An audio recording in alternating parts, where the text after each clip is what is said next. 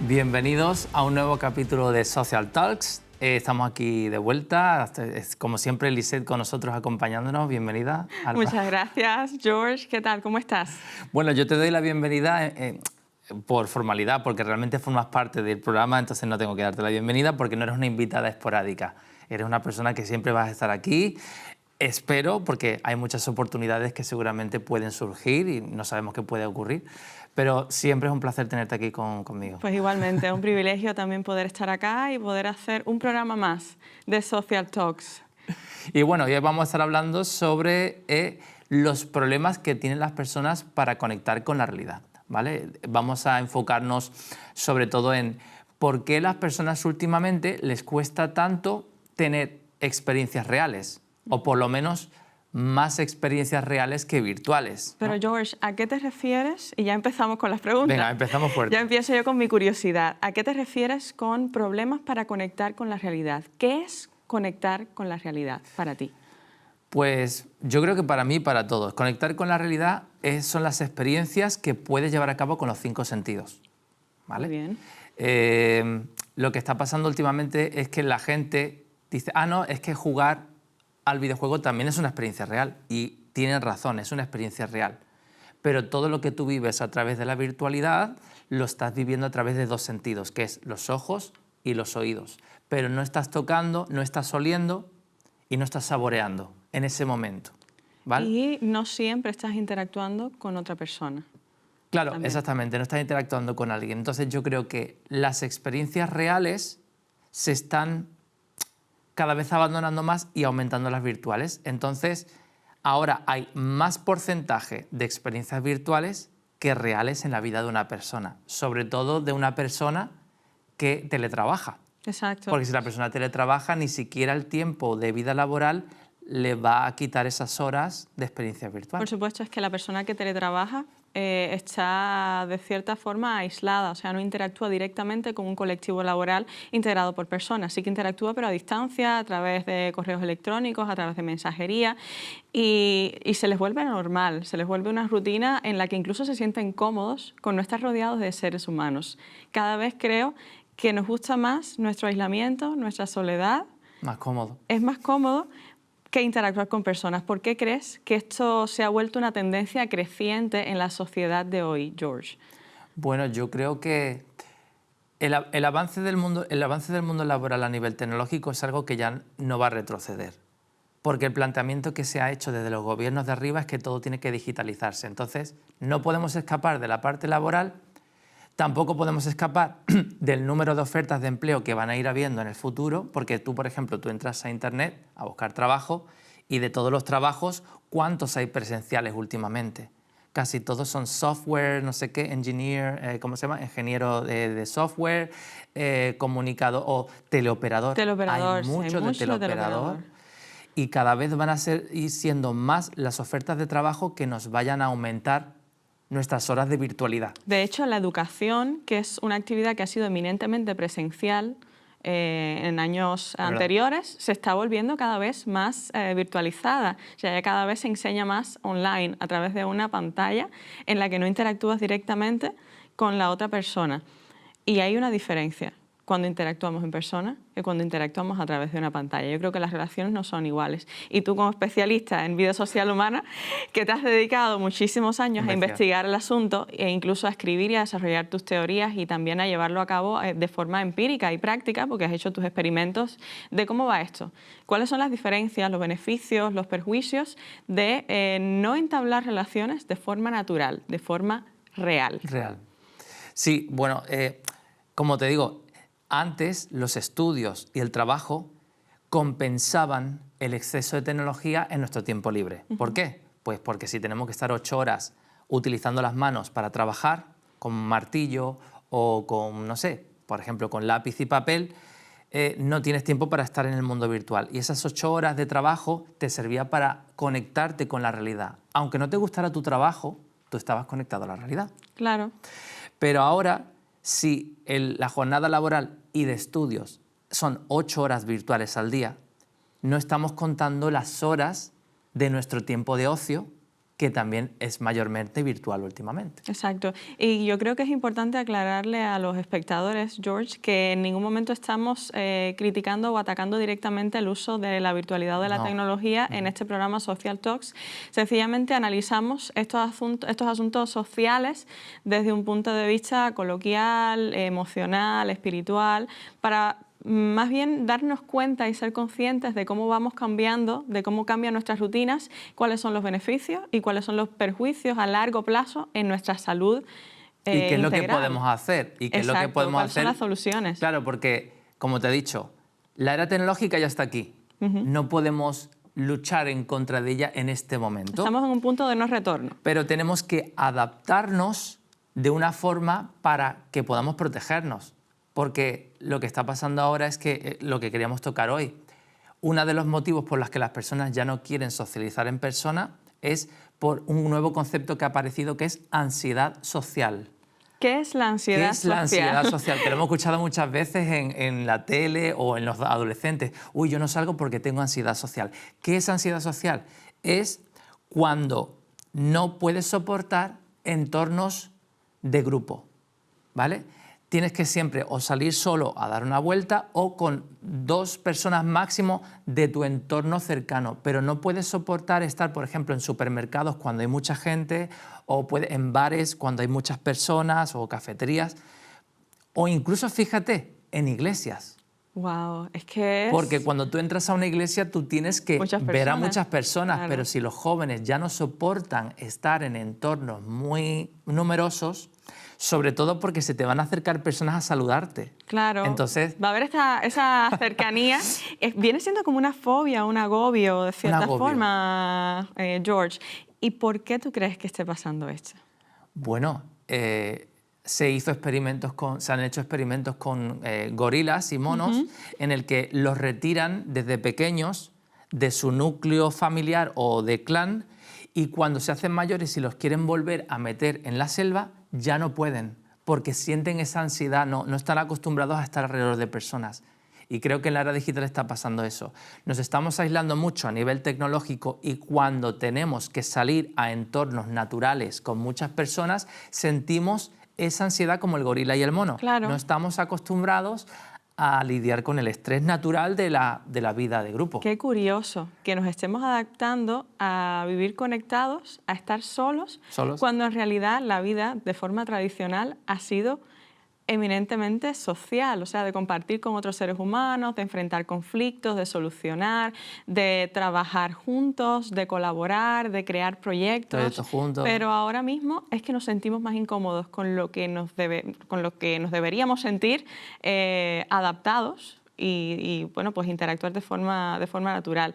Y creo haber leído en tu libro, en Cibercelda, que precisamente cubres en gran parte este fenómeno de las relaciones sociales actualmente, que se nos hace cada vez más difícil soportarnos los unos a los otros como seres humanos, también a partir de las imperfecciones que podemos tener como personas, las diferencias a la hora de pensar.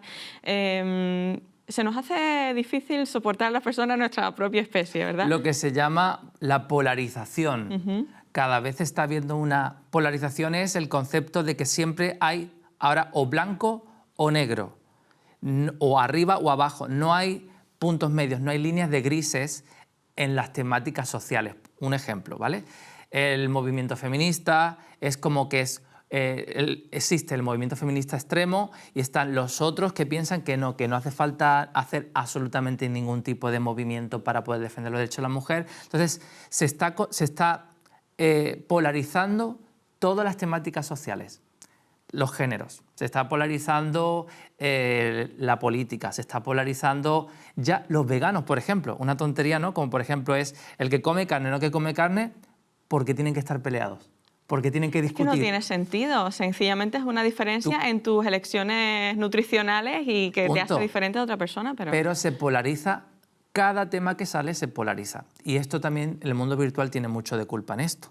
Que ya después hablaremos de otro tipo de temas, como los bots, que no sé si lo hemos hablado.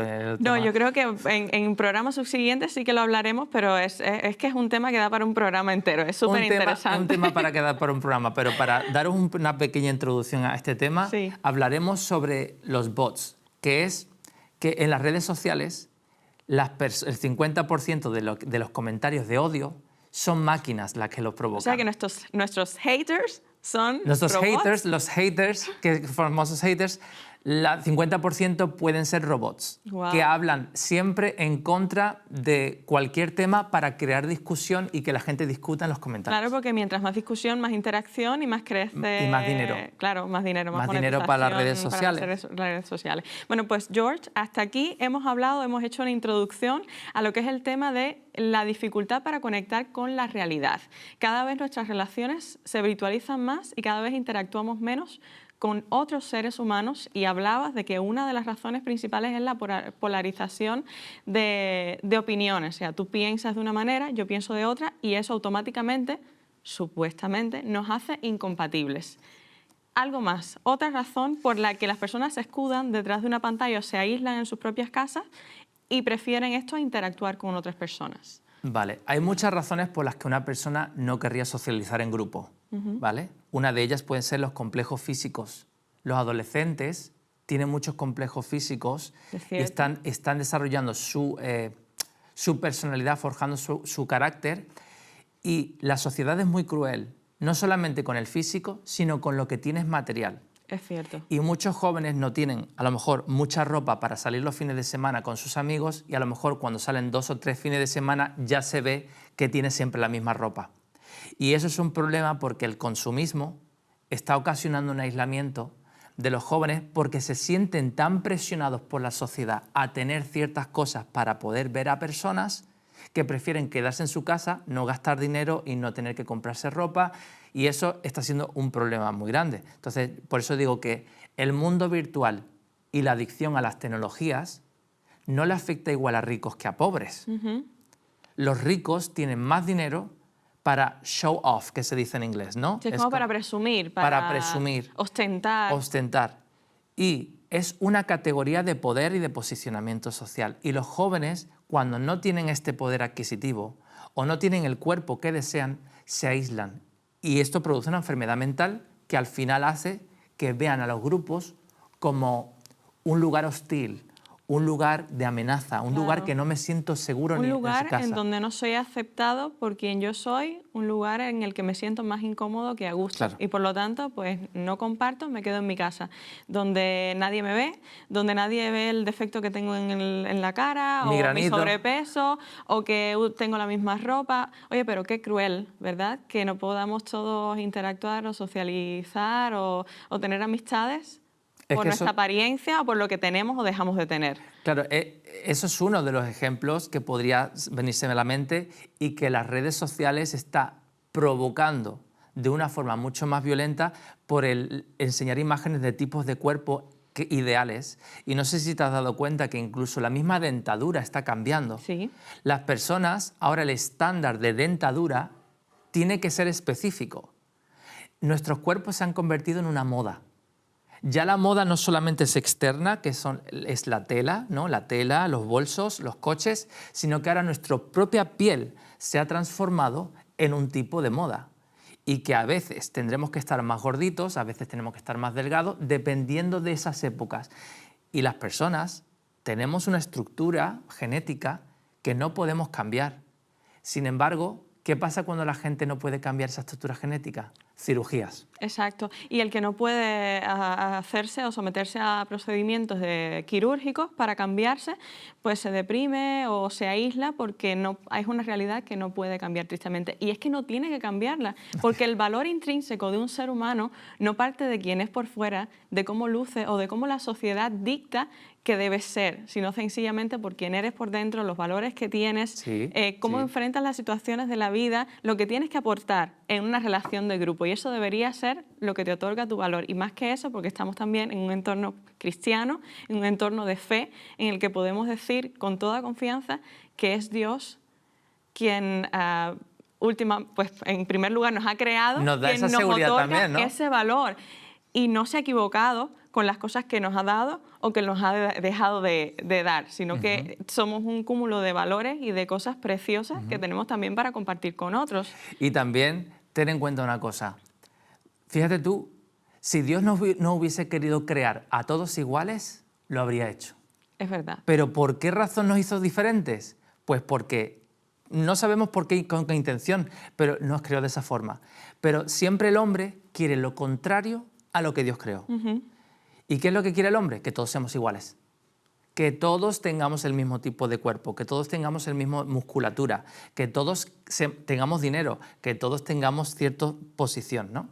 Y lo gracioso de todo esto es que la estructura social no está creada para que todos tengamos lo mismo. Es cierto, la realidad nos indica todo lo contrario. Todo lo contrario. Y yo creo que deberíamos entonces retornar a ese conjunto de valores que nos lleven a conectar con la realidad, a establecer relaciones con otras personas independientemente de cómo luzcamos, de cómo aparentemos, de lo que tengamos o dejemos de tener, sino que hay que crear ese entorno, esa comunidad para que las personas tengan la posibilidad de no aislarse o de no ponerse detrás de una pantalla que les perjudica y de poder compartir y disfrutar de esa parte tan bonita de la vida que es interactuar con otro ser humano, compartir. Y además olvidarnos de que tenemos que gastar para quedar con gente.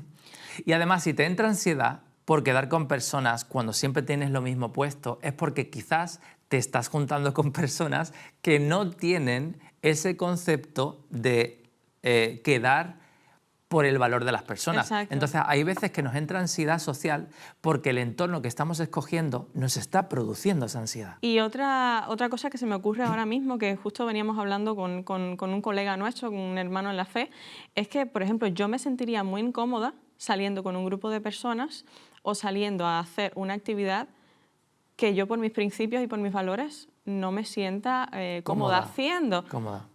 Entonces, que te eso sientes también, fuera de lugar. Claro, que me sienta fuera de lugar o que mi entorno, que mi grupo sencillamente decida salir para este objetivo, para este otro, pero no hay una actividad sana acorde a mis principios, acorde a mi forma de ser. Y te aíslas. Exacto. Yo creo que esa sería otra razón por la cual me aislaría. Sí, ¿no? de todas formas recordarle a los espectadores que ahora mismo estamos hablando sobre los problemas que tenemos en este siglo para conectar con la realidad.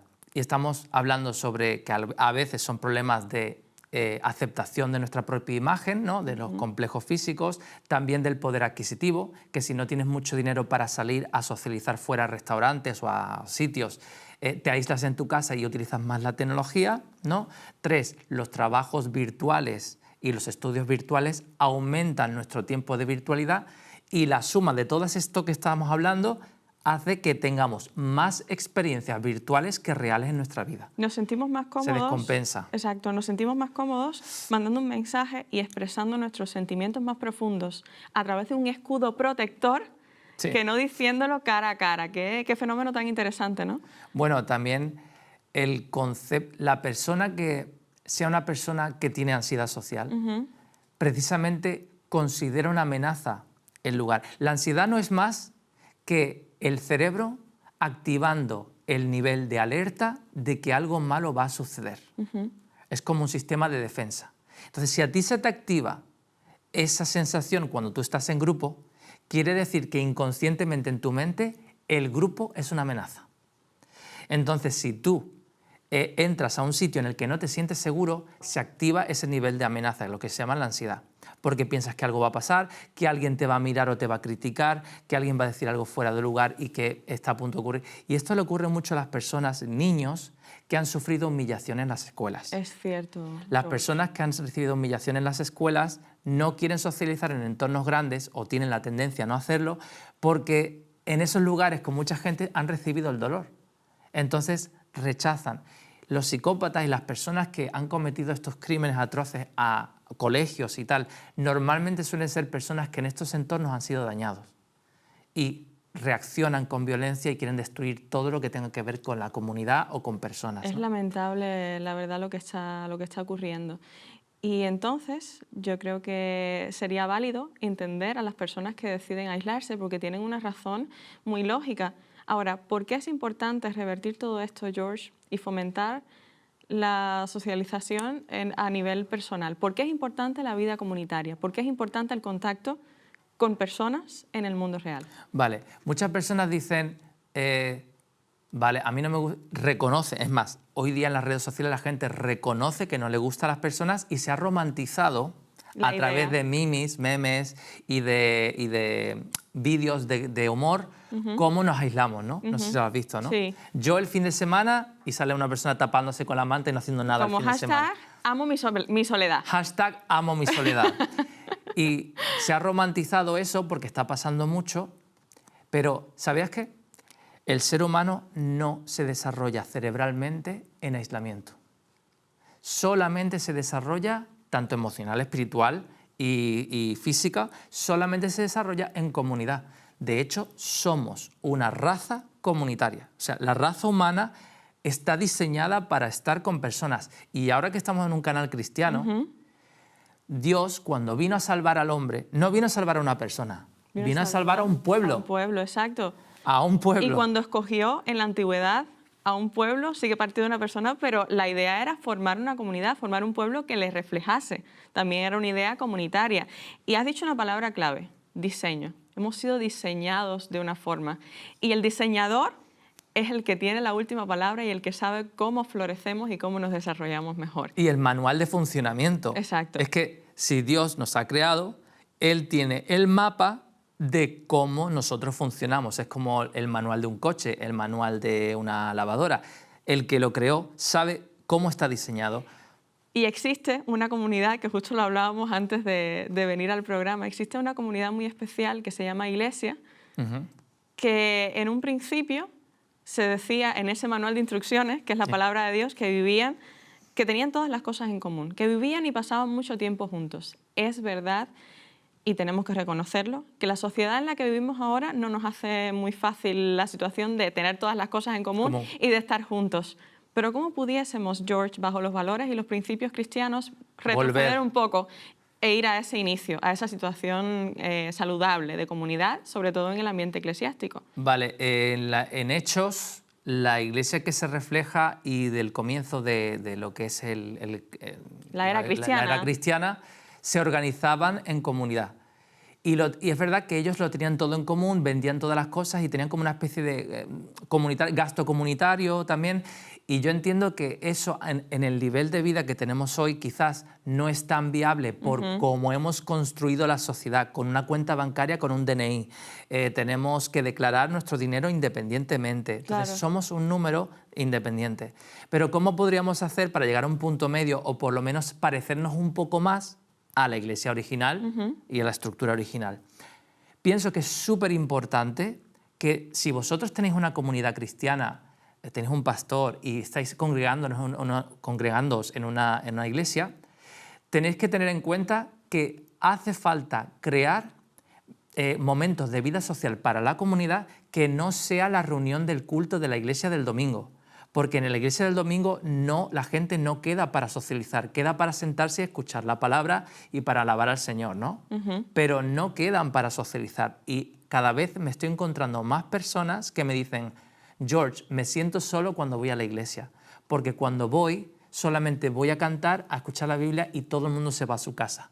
Y nadie se escucha sus problemas. Así que una de la respuesta que te daría sería: hace falta que gente y nuevos ministros tengan un nuevo ministerio. Y el ministerio del futuro es hacer vida social y construir la vida social de la iglesia y facilitar. Y yo siempre le he dicho a la gente, cada iglesia tendría que tener una cafetería propia. Yo siempre lo he dicho a la gente, cada iglesia tendría que tener su servicio de cafetería para que todo el mundo pueda socializar en ese sitio. Es una idea estupenda, de verdad que sería muy bueno intentar implementarlo, porque yo creo que la palabra comunión también tiene ese componente. Común, unión. Exacto, es lo que nos une el Señor, nos une el Espíritu, nos une la fe, nos unen los principios que compartimos, pero también ese calor humano, esas relaciones, ese entorno en el que, como tú siempre me dices, hay la oportunidad de aprender a perdonar, de aprender a convivir, de aprender a tolerar, de aprender a soportarnos. ¿Qué mejor entorno y qué más saludable que el de la iglesia? Son las prácticas. En el que no somos perfectos, seguramente, porque es algo ciertísimo. La iglesia, a mí me gusta decir que es como un pequeño hospital, un gran hospital, en el que entramos todos con alguna deficiencia, con alguna enfermedad para ser sanados. Pero entre todos, y sobre todo con el Señor, también podemos lograr este fruto precioso, que es el de la comunión y el de compartir en un ambiente sano. Exactamente, en un ambiente sano. Yo creo que la vida social en la iglesia son las prácticas de la teoría del domingo. Porque si tú solamente tienes la teoría del domingo, pero no tienes comunión con los hermanos, Claro. ¿qué vas a practicar? ¿Qué perdón vas a practicar? Por ejemplo, hay principios bíblicos que cuando dos hermanos discuten entre ellos, explica cómo te tienes que reconciliar. Pero ¿con qué me voy a reconciliar si no tengo hermanos para pelearme? Me ha gustado muchísimo eso que has dicho de la aplicación de la teoría de la palabra que recibimos el domingo. O sea, nos nutrimos de la palabra del Señor. Pero hay un para qué, y creo que también lo comentabas en conversaciones anteriores. ¿Para qué estamos aprendiendo a Cristo? ¿Para qué estamos aprendiendo la palabra? Pues claro, para aplicarlo con las otras personas, porque no estamos solos, vivimos en un mundo, vivimos acompañados y todos vamos hacia un mismo destino, hacia un mismo camino, los que creemos en el Señor, y la idea es que las personas que no conocen al Señor pues puedan verlo a través de nosotros, y si no nos comportamos de forma comunitaria, de una manera diferente, pues ¿qué van a ver los no creyentes? Claro, y además acaba de sacar un tema muy interesante, que no lo vamos a poder terminar, pero es todas las reuniones sociales que no son espirituales, en el mundo, digamos, me refiero en la sociedad general, Sí. la excusa para juntarse es beber. La mayoría de los países, cuando se juntan en grandes grupos, siempre el alcohol es el protagonista. Tristemente, sí. Entonces, las comunidades religiosas, nos gusten más o nos gusten menos, la excusa o la razón de unirse en grandes comunidades no es el alcohol, es tener algo en común. Y en el cristianismo lo que tienen en común es el amor fraternal. Eso es muy importante, de encontrar un lugar donde tú puedas encontrarte bajo algo en común que es el amor fraternal. En un lugar en el que no tengas que hacer algo con lo que no te sientas cómodo para poder pertenecer. En un lugar donde no importe cómo te vistas o qué apariencia tengas, sino quién eres, y que se te reciba y se te abrace y que se te otorgue el valor que Dios se da. Y que esa sea la filosofía de vida de la comunidad, ¿no? Valorar a las personas. Así que tienes que moverte en entornos donde te valoren por lo que eres y no por lo que tienes. Y hay entornos cristianos que podría ayudarte a reconectar con esa esencia tuya. La solución no sería aislarte. Te invitamos a que no te aísles y a que no te vuelvas un reo de esta sociedad tan solitaria. Porque siempre va a haber un lugar en el que vas a ser aceptado y siempre va a haber un lugar en el que se te va a dar tu verdadero valor. Y ese valor, quiero decirte, que te lo da tu Creador, que es Dios. Así que bueno, George, ha sido un programa súper interesante, un privilegio hablar contigo nuevamente, muy interesante. Muchas gracias por tus respuestas. Y bueno, pues nos despedimos hasta un próximo programa. Pues muchísimas gracias por haber estado con nosotros y nos alegramos y esperamos muy pronto.